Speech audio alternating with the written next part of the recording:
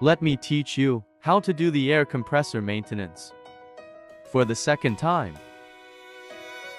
Now you can see the machine state oil time and then you find the menu button.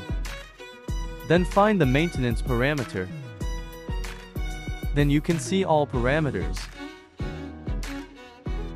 Now enter the password 3377.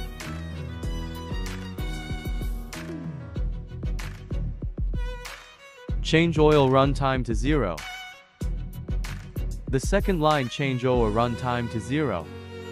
And change air runtime to 0. And change lube runtime to 0.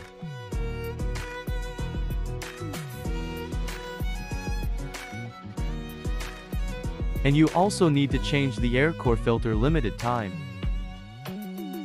to the 2000 next time. And then everything is fine. Then you can return back.